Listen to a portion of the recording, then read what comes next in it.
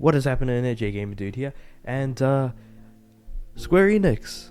I really like some of their games. I like a lot of their games actually. A lot of their sort of long-running franchises and things like that. Let me know in the comments below if you're kind of like a fan of Square, their properties, or Enix properties, or just Square Enix properties. You know, like there's quite a few of them sort of across the board.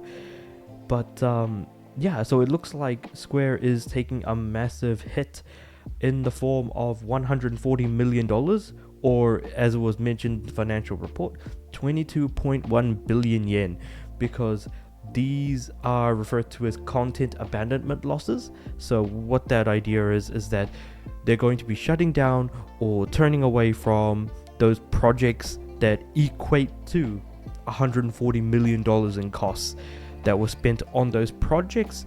Reason being is that they want to then look at the games that they have and sharpen their focus to the specific titles that they are working on or that they know can bring in a decent amount of revenue. So rather than having games all over the place of varying quality and variety, I mean, I still think that Balan Wonderworld was still like a god-awful idea. I don't know why Square decided to publish that absolute piece of dog water, which I still need to go back to in Platinum, but I digress.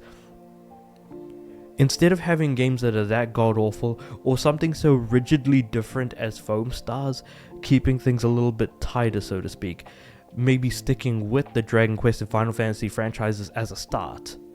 Because obviously we did have Final Fantasy VII Rebirth a couple of months ago, and now we have FF14 Dawnbreak, so the new FF14 expansion, which I am very excited for, which I definitely will be finally jumping back into the game for, because I've been away for like maybe a good 1.5 to 2 years at this point. So it'll be good to jump back into the game and actually, you know, play it some more and all that other good stuff.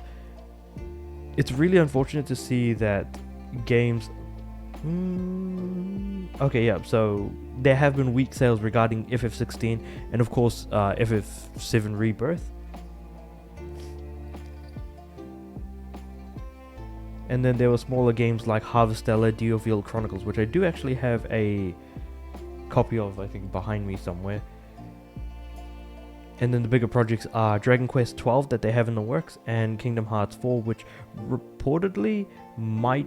Okay, so Dragon Quest 12 not doing too well, reportedly going through a rocky launch, not launch, but like development cycle. But with Kingdom Hearts 4, supposedly that's actually coming out next year.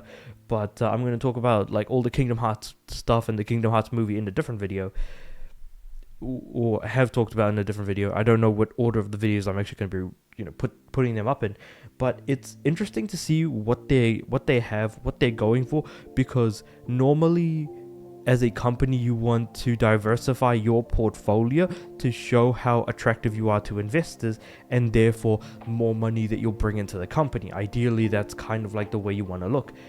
However, sometimes quality will slip, and don't get me wrong, games like Harvestella was a fun time. Games like the Diofield Chronicles was also a fun time. It was a great strategy game.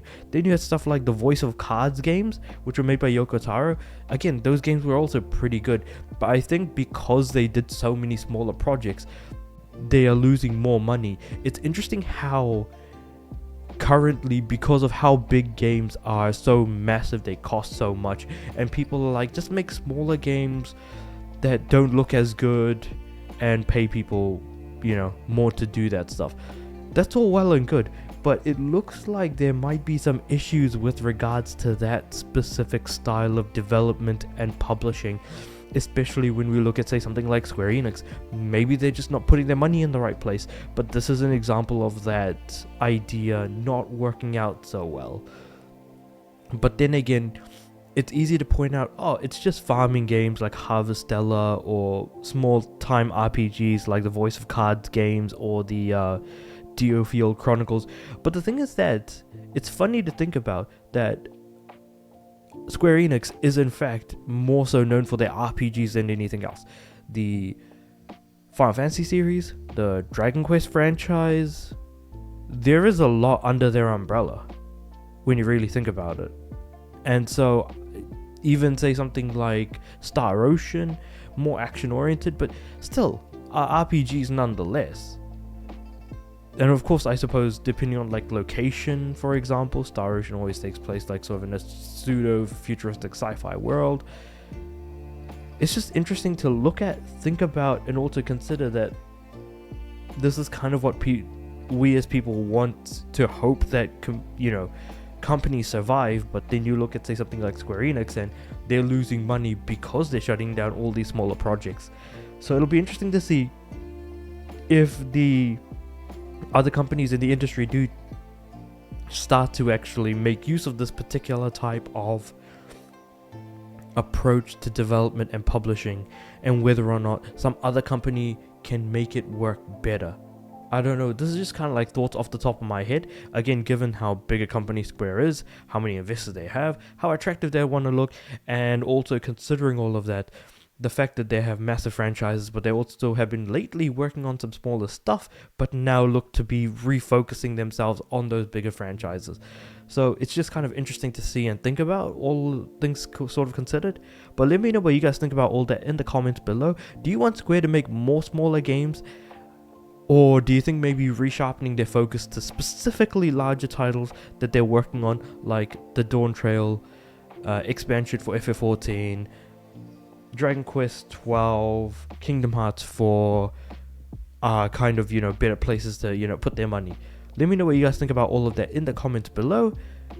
Like the video if you liked it, subscribe to the channel. I'm aiming for 200 subs by the end of the year, and with all that said and done, I do upload every day, so I'll see you guys tomorrow.